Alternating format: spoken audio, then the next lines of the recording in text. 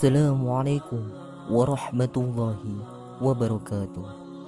A'udzu billahi minasyaitonir rajim. Bismillahirrahmanirrahim. Alhamdulillahi rabbil alamin.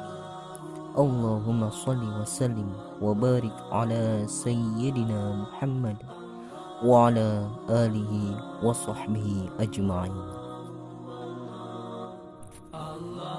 Pada suatu hari, Khalid bin Walid menyuguhkan makanan kemasan pada Khalifah Umar bin Khattab. "Makanan ini untukku," tanya Sayyidina Umar. "Mana makanan untuk orang-orang miskin dan kaum muhajirin yang acap kali mati kelaparan?" tanya Sayyidina Umar lagi. "Mereka mendapat surga, Tuan," jawab Khalid bin Walid. "Kalau mereka mendapat surga, sedangkan kita hanya mendapatkan makanan ini, mereka sungguh lebih beruntung daripada kita," tegas Sayyidina Umar.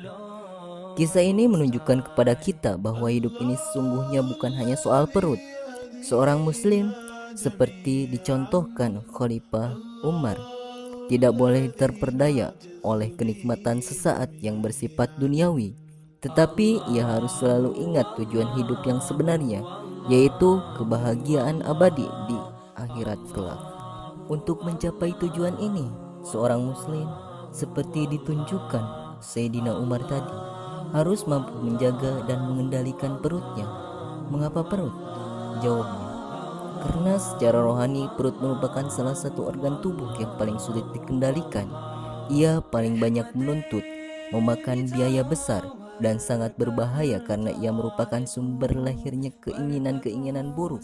Dalam kitab Minhajul Abidin, Imam Al-Ghazali mengingatkan agar seorang muslim mampu menjaga perutnya, terutama dari dua hal ini. Pertama, dari semua perkara yang haram dan subhat. Kedua, dari berpoya-poya atau berpuas-puas diri meskipun dari perkara yang halal. Larangan pertama harus dijauhi, karena dalam Islam memakan barang haram diancam dua keburukan besar. Pertama, siksa api neraka. Firman Allah Subhanahu wa taala, "Sesungguhnya orang-orang yang memakan harta anak yatim secara zalim, sebenarnya mereka itu menelan api sepenuh perutnya, dan mereka akan masuk ke dalam api yang menyala-nyala." Quran Surah An-Nisa ayat ke-10. Kedua, ibadah dan kebaikannya tertolak.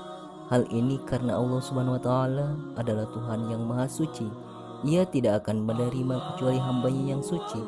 Itu sebabnya, kata Imam Al-Ghazali, orang yang junub tak boleh masuk masjid, dan orang yang hadas tak boleh menyentuh Al-Quran.